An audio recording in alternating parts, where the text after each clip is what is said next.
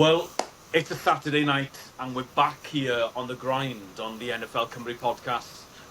This is going to be a quick 20-30 minute episode because Gito is clearly ready to go out on the town in Pwllheli. It's a Saturday night, and I have to give him a shout out. You might notice that something has maybe changed in the background with Gito. He's putting me to shame because, to be fair, he's come up with the goods. I see some scarves there, Gito, from one from the London series. And then you've got another one from when you went to New Orleans, I believe, and then you've got another one with the Jaguars. So fair play. You've transformed the background to clearly say that you're an avid NFL fan. Trying to spice it up a little bit, David. Yeah. Just a little bit of decoration here and there. Fond memories of the Jets Falcons game, my first NFL game I appeared. So, and obviously the Falcons won that one. So, yeah, very pleased on that one. So, yeah, just a little something to spice it up. Yeah, great. Like I said, it's just going to be a quick 20-minute episode because we're gonna carry on with the mini series that we started off on the Wednesday episode, which is when we're going round the divisions, ranking every single team. We started off on the AFC. We did the North and the South. That was really, really fun. Hope you enjoyed that episode. So we thought we'd switch over to the NFC today. And we're still going to go with the NFC North and the NFC South. Obviously, Gito being a really, really, as you can see, a really avid Falcons fan, we're gonna keep that until last. We're gonna start off with the NFC South, but just before the NFC North, rather, just before we start, Gito, I think we covered a lot of big deals at the beginning of the last episode. Obviously, with the Jets saying, "Here, you have a contract, you have a contract, you have a contract." And then, obviously, we have the Chiefs signing Trey Smith to make him the highest-paid guard in the NFL. Well, what was it, Friday? I think it was yesterday. And I'm not sure if we managed to get around. I think we did mention it on the last episode, that TJ Watt from the Steelers was potentially going to do a holding at the beginning of training camp. By the way, some teams have already arrived in the building. Some teams started training camp yesterday. Some people, the rest of the teams will be starting either on Monday or Tuesday. So we're literally, 3 days away from having all 32 NFL teams start training camp, which is very exciting. Yeah. But just quickly back to the Steelers and TJ Watt. He had voiced his opinion about his contract situation, that he wanted a new contract, that he wanted more money. He's a former Defensive Player of the Year, and the Steelers have gone out. They bought. They dealt a lot. They did a lot in free agency. They've got rid of some teams as well. Obviously, they've done a lot of moves in the last 2 weeks with adding Aaron Rodgers, Jalen Ramsey, and Jonnu Smith. And now, Gito, it was announced yesterday that they have made TJ Watt the highest paid defender in the NFL, surpassing Myles Garrett, which is interesting. Yeah. Probably the backbone of the defense at Steelers. He's been the standout player for the last 2-3 years. The highest paid non-quarterback in NFL history, which is crazy. 123 mil extension. I believe it's a 3-year deal. 41 mil per year, which is absolutely crazy. We were questioning it on the previous episode, whether what's going to happen with TJ Watt. I didn't think he was going to move on, to be honest with you. I think a deal was imminent, to be honest with you, and typically to us, straight after we finish an episode, a breaking news happens. So, but yeah, no, it's happened. TJ Watt, highest paid non-quarterback in history, which is it's crazy deal. It's a crazy deal. Well deserved, maybe. Say it again, sorry. Possibly a well-deserved deal for a player of his caliber. Listen, he's an absolute game wrecker, isn't he? Don't get me wrong. He's a top 3 defensive end in the league. Yeah. But I'm just thinking, 41 million per year. You're talking about that's like starting quarterback money. Yeah. Kirk Cousins I believe is getting paid 40 million a year. Yeah. I know the upper echelon QBs in the NFL is getting between 45 and 50, but that is scary high for me. That is Yes. You know, they're slowly catching up with the quarterbacks, and you know, in a couple of years' time, with the expansion of the TV deals and with the salary cap going up, we're going to have absolute monster deals. Like we said, we're Yeah. already having quarterbacks on earning close to 50 million a year, which is absolutely ludicrous, really, to think about it. But like you said, the NFL stands for. I know that it stands for the National Football League, but it stands for not for long as well. So you have to cash in, don't you, as a player? Exactly. And you never know what's around the corner. You know, touch wood, obviously. TJ Watt is an incredible player. He's dealt with a lot of injuries over the last couple of years, and you never know. That's what they need. They need their guaranteed money. That's what they've got, and it's just an insurance policy at the end of the day as well. Yeah. What a partnership as well. With Jalen Ramsey signing for the team as well. They've taken a while to do all of these deals. Obviously, new quarterback, a defensive end, new contracts, etc. But it looks like they finally turned around and they've got their man. And another 3 years of TJ Watt with the Steelers. I remember last season the week 1 game, Falcons against Steelers, and he was just all over us. We scored a touchdown, of course, with Kyle Pitts, but TJ Watt, he was the game changer for us. I don't think the Steelers scored a touchdown in that game, to be honest, but yeah, we could have scored a few more goals, but he was the game changer in that game for us, for them even, which led to the Steelers winning in the week 1. I mean, to be fair, I mean, like you were saying, the Steelers have been wheeling and dealing. They've given so many contracts out in the last couple of weeks. Even not talking about, they gave a massive deal to DK as well, didn't they, from the Seahawks? And hats off to their GM, because I don't know how he's been able to manipulate the books, but all of this guaranteed money potentially in a couple of years' time is going to come back to haunt them. And like I said, it just tells me the Steelers are on a 1-year cycle and they're just going all in, knowing that Aaron Rodgers is only there for 1 year. Yeah. And they're just paying everyone up front. And like I said, maybe if it doesn't work out for them, they'll pay for it in the long term. They might have to do a rebuild. But I trust their organization. I trust their coaching team. I still don't think. Well, if you watched Wednesday's pod with our rankings, we ranked the AFC North, didn't we? And I don't think either one of us put Steelers to win the division. No. Even after everything they've done. Because unfortunately, they've got the Baltimore Ravens in front of them, and they've got the Bengals hot on their heels as well. So that division is going to be absolutely fascinating. So, contracts aside, Gito, should we crack on? Because we've got another 2. I really, really enjoyed ranking these, by the way. Probably 2 of the funnest divisions that we have in the NFL at the moment. Possibly so. Which is, so let's start with the NFC North. Now, to be fair, I asked you to go first last time, and because I know, and obviously because you're a Falcons fan, I'm gonna keep the suspense until last for you. So let's start off with the North then. Potentially, like we said, the AFC North is one of the best divisions in football. I would argue that the NFC North is potentially one of the best and one of the closest divisions in football as well. So this is how I've ranked the team so far. And by the way, as a disclaimer, like we did last time, we haven't discussed the rankings. We haven't done this together. I have no idea what Gito has. And I would be absolutely shook if we have the same, because I believe last time, Gito, we had exactly the same rankings with the AFC. We did. I'll be shook if we have the same with the NFC, because I've got a spicy take here, I believe, for the NFC North. So here we go. I have gone with the Lions to win the division again, like they did last time.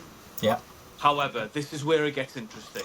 This was a difficult one to predict, I think. I think this is a really difficult one to go through, going through all the schedules of all these 4 teams.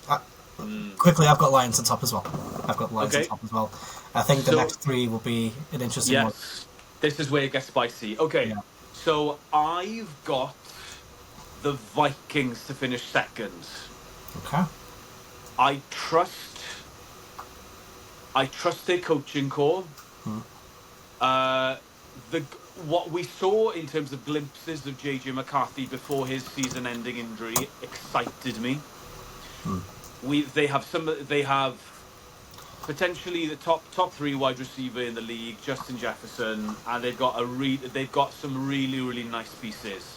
I just like the vibe around the Minnesota Vikings, and I really rate their coach as well. I think he's really good.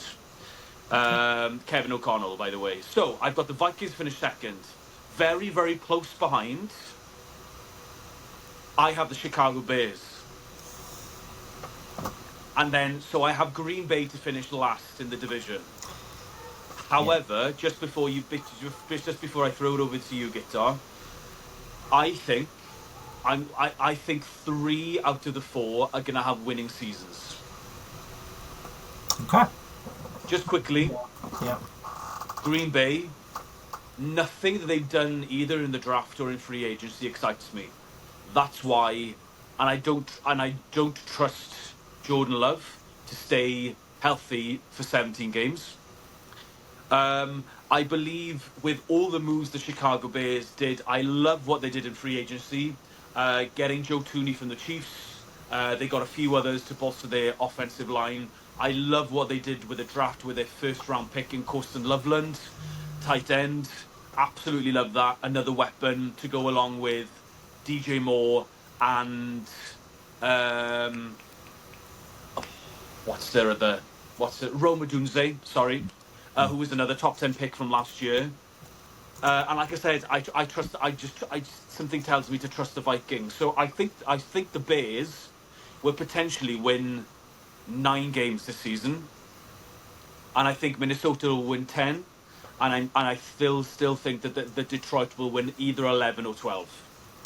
So that's where I put the NFC Yeah. North. Yeah. Yeah. So I've gone for Lions on top with Yeah. 13. The next 3 teams, I'm a little bit all over the place with them. So I've gone with the Vikings in second as well. Okay. I have gone with Packers third, but I do think Okay. they're going to fall. But I do think they are going to fall off. Mm-hmm. And I like what the Bears are doing. I think Mm-hmm. Caleb, he's going to improve this season. Robert Dunze, I think, is a great wide receiver. They've done a few signings. We've got Grady Jarrett from us.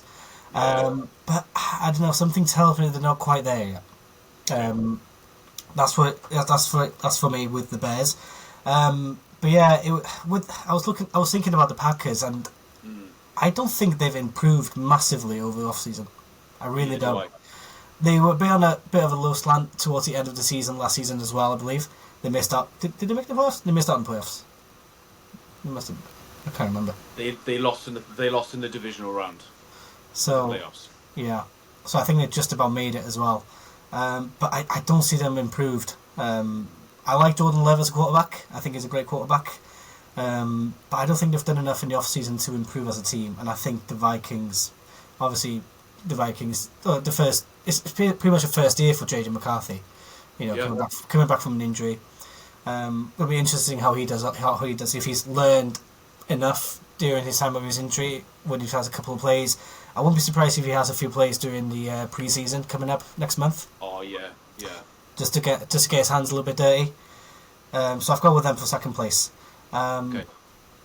I'm not confident on how many wins they'll get. However, I've gone for between 9 and 8 wins for the Vikings. Yeah. With the Vikings, if all falls into place like it did last year with Sam Darnold, they could win 10 or 11 games, or like you said, they could drop off and they could win 7 or 8. I genuinely don't know. The only other reason that I put the Bears above the Packers, obviously they've got a new head coach, and I think the new buzz around the new head coaching team, I think that's what's going to drive them on as well. I think that's going to give them a massive boost. Obviously, you've got a genius of an offensive mind going there as well as their head coach from Detroit. His name escapes me. I can't remember what it is. The former offensive coordinator of the Lions. It'll come back to me anyway. I just think that they're going to get a boost from that side of the ball. Caleb in year 2, hopefully with a more stable O-line in front of him, and he has so many weapons. The only question mark is, have they improved on defense? The answer is I don't know at the moment, but I think they excite me a little bit more than the Packers do at the moment. But I genuinely could be completely wrong. Yeah. Could be completely wrong. Yeah. How many wins did you predict the Lions have? If you predicted, how many wins they got? I predicted them winning 11 or 12. Okay, I predicted 13, but they're not going to win. 13. But they're not going to win the NFC for me. We'll get to them closer to the end of the series.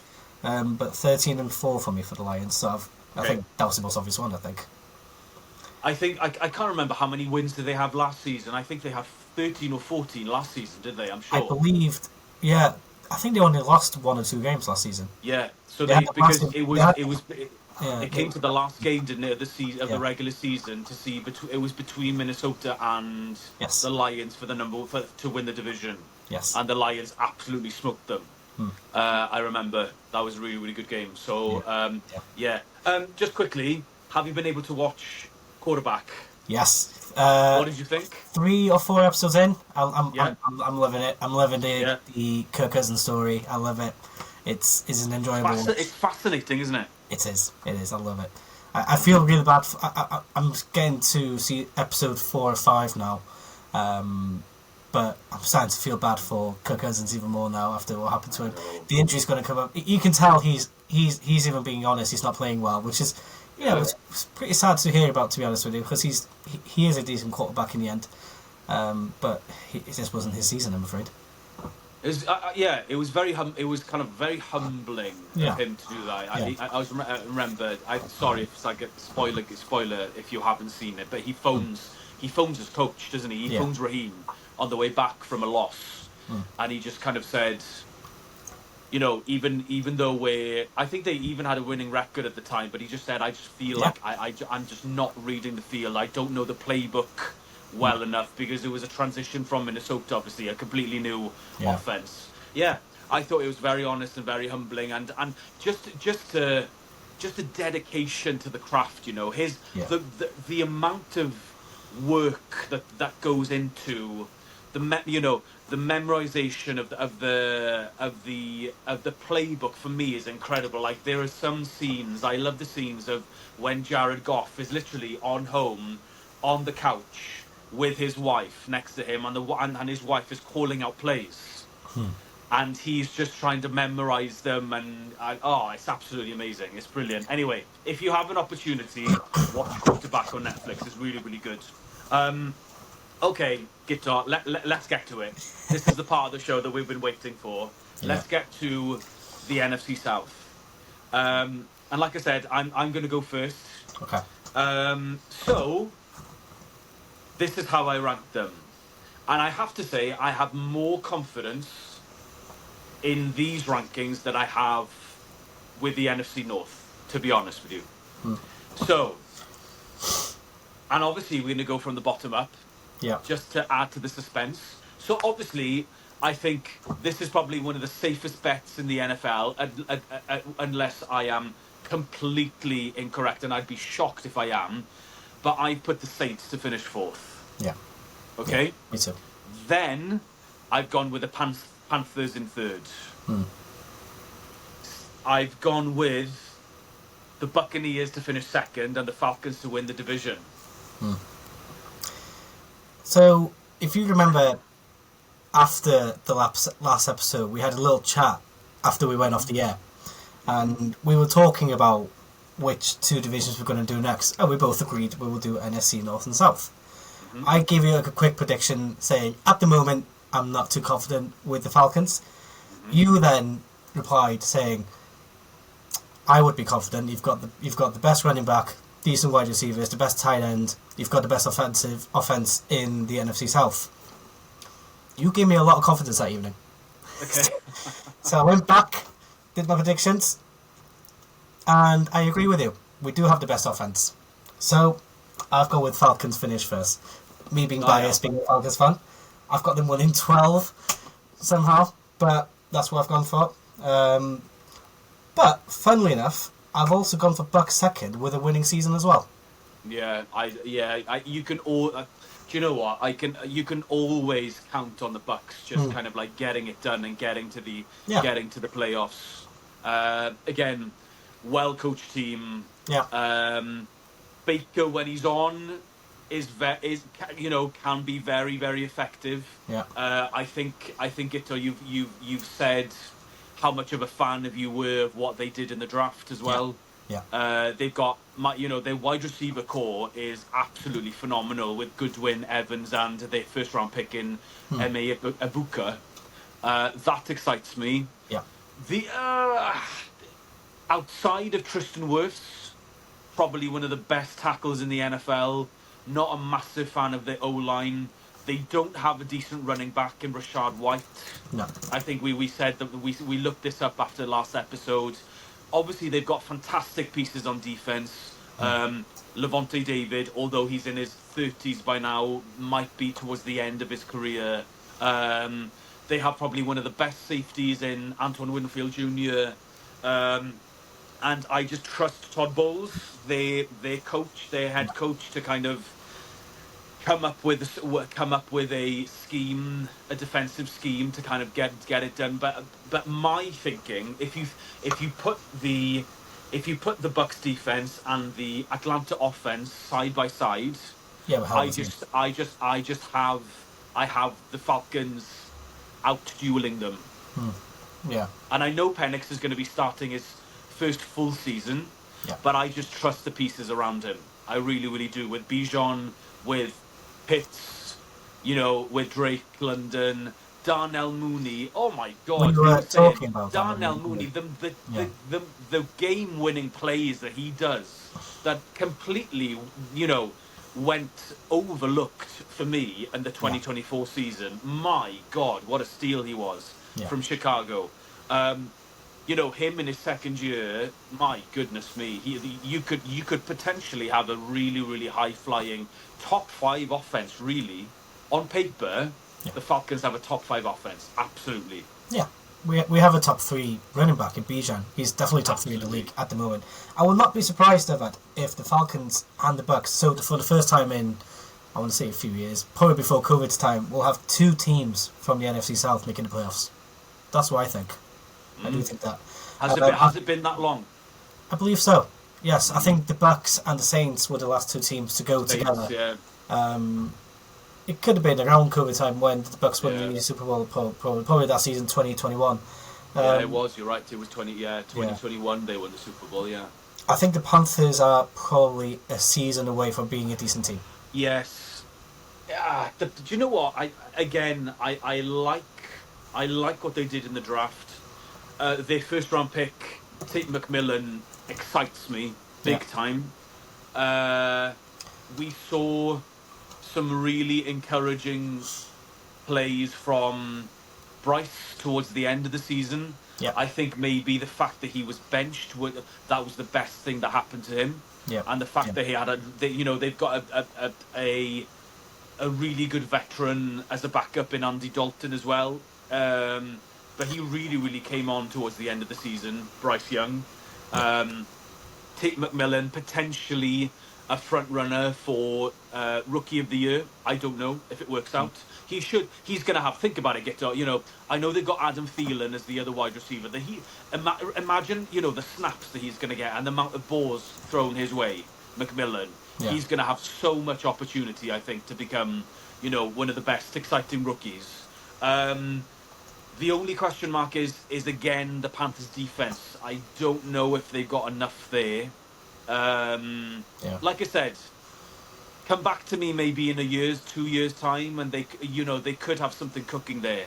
And like I said, if the New Orleans Saints, with all due respect to Canan Anoil, who potentially is watching this, our friend from Ydy'r Helmed and Fitio, the other podcast that you should watch, the Welsh language podcast, by the way. Yeah. If the Saints win more than 4 games this season, I'd be absolutely shocked, with all due respect. And I know that Canan is very excited with the young quarterback situation. What's going on there? Are they going to start Rattler or are they going to start Slough?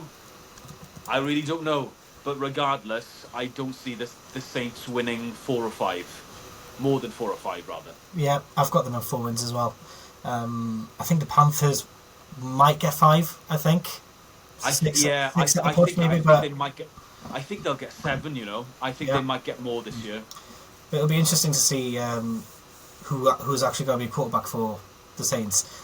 I Yeah, think they'll probably draft a new one next season, depending where they finish in the draft. they I don't could. think They could. Yeah, so. and apparently the crop of QBs next year's draft is better than this year's draft Yes, because I mean, let's be honest, we only had Cam go in the first round, did we? So yeah, exactly. um, so yeah, it's going to be yeah, exactly. So I think it's going to be between the Saints and potentially the Raiders for the number one draft pick for next year.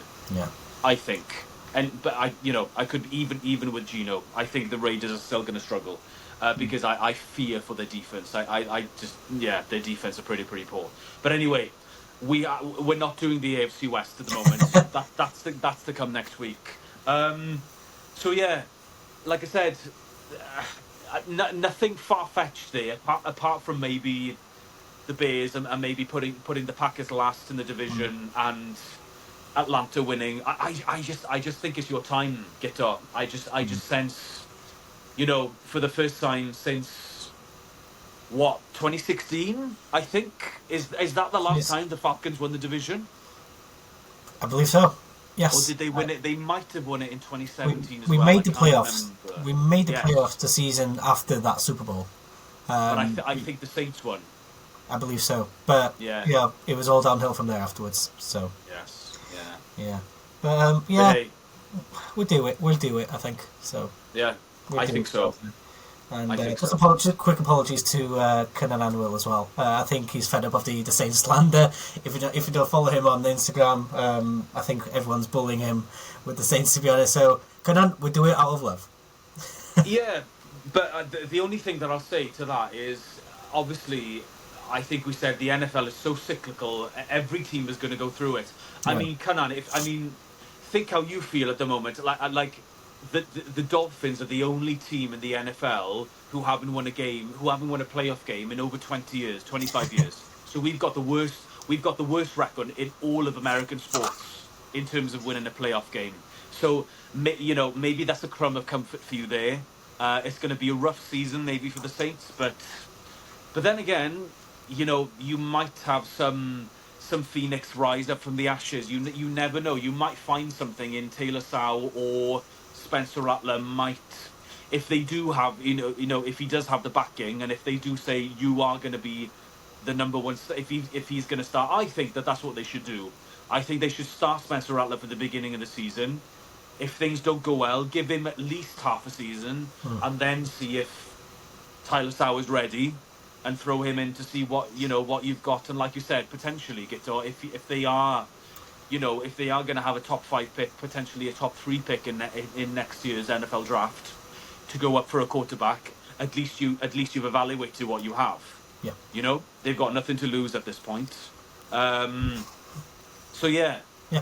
anything else? Yeah. I'm just looking Before, at the yeah. sorry. I'm just looking at the Saints depth chart on ESPN. They've literally Hmm. they only have one tight end listed on their roster at the moment, with Juwan Johnson. Jordan Johnson, yeah. There's Taysom Hill and Foster Moreau, but they're both questionable. So that's a Okay, situation we get to look at in the next few weeks. They've only at the interesting, moment there's only one listed tight end on their roster. interesting. Yeah, it is very interesting. Um, Yeah, and I do believe, I can't remember if they have given the the number one wide receiver, a contract extension. I don't think they have. He was injured for the Chris Olave. He was yeah, injured for the majority of last year, yeah, and he is due a contract because he was Garrett Wilson's teammate at Ohio State. So they were drafted in the 2022 draft. So he is eligible for a contract. So it'll be interesting to see if they do extend him. I hope they do, because otherwise, if they don't, they're in trouble. well, yeah, and I think they're showing everyone that if they don't, that they completely going through a rebuild and they're starting from the scraps. But I think they've got plenty of cap. For once, they've got plenty of cap space. I do believe Yeah. they do, because the Saints have been notorious over the last couple of years to kind of push the credit card on another year, and scrape at the bottom of the barrel just to make sure that they get over the salary, or under the salary cap rather. Yeah. So yeah, Panthers, like we said, Panthers are a year away, I think. Yeah. Tampa Bay have won the division the last 2 or 3 years, if not more. I just feel that the high-flying Atlanta Falcons offense is going to show its potential this year. If it is Guitar, we're in for one heck of a season. Yeah, I'm looking forward to it. It's the same cycle every year, but that confidence boost that you've given me, I'm all in. I'm all in on the Falcons this year. Best 3 running back in the league, a decent quarterback that a lot of Hall of Famers are praising in Michael Penix Jr. Yeah. Even if something does happen to Penix Jr., if he's out for like 2 or 3 games, I would bet on Kirk Cousins. I would absolutely. You've got the best backup quarterback in the NFL. The most expensive as well. Yeah. So exactly. I'm looking forward to it. I'm counting down to the season now. So no, it's really good. Yeah. So there we are. So we've done the AFC North and South. We've now done the NFC North and South. Guitar, I'm going to let you decide for our next episode which division are we gonna swap back. I take it that we're going to swap back to the AFC. I'm interested. Which divisions do you want to do? Well, we've got 2 left in each division, in AFC and the NFC. I'm interested in knowing where you stand with the Dolphins. So I think we should go AFC East and West. Okay, we'll do East and West then. That's what we'll do, David. That's what we'll do. Fair enough. So we'll do the Dolphins division, and then we'll do the Chiefs, the Chargers, the Raiders, and the Broncos with the AFC West as well. Brilliant. Yeah. Okay. Yeah. Fantastic. Well, there we are. If you have, let us know if you're enjoying this series, by the way.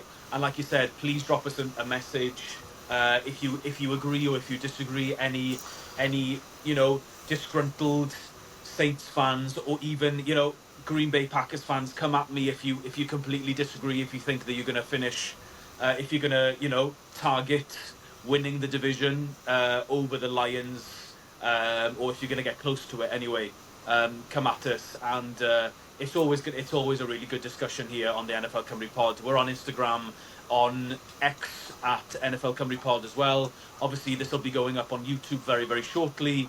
Not sure when we'll be back for the next one, because obviously we've got training camp starting for all 32 NFL teams either Monday or Tuesday. But we're definitely going to wrap up this series, and then obviously we'll keep you informed with what happens at the beginning of training camp. We've got around 3 weeks to go until the first exhibition season, the first exhibition games, 2nd week of August.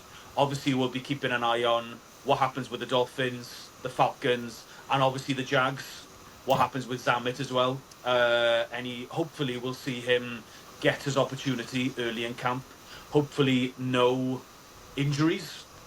And it's going to be a fascinating run. It's going to be I can't wait to get going now, Guitar. It's going to slowly ramp up now, and before time we'll turn round and it'll be time for the first regular game of the season, 2nd week of September. Can't wait. It's coming quick. I'm really looking forward to it. It's going to be. Yeah. It's been a pretty longish off season, so we're just ready to get going now, and we're it. I'm looking forward to getting week 1 out of the way, getting the first pod for the regular season going through. I'm looking forward to that. Yeah, absolutely. We will be making our regular season debut on the NFL Cymru Pod here, won't we? So, and in the meantime, as we leave you here on a Saturday night, thank you very much for joining us. And like, comment, share, everything, all of that. Really appreciate it. I'm going to go back and I'm going to have to come up with some design on my wall as well, because Gito is clearly putting me to shame. I'm going to have to hang my Dolphins jersey on the back, I think, or something. I'm going to have to come up with it over the next couple of days. Gito, thank you very much for your time. Hope you've enjoyed the pod. We will reconvene in the next couple of days to carry on with our series ranking every NFL division. As Gitter said, we're going to cross back to the AFC. We're going to do the East and the West. Hope you can join us for that. But for now, enjoy your weekend. Diolch yn fawr iawn i chi gyd. See you on the next one.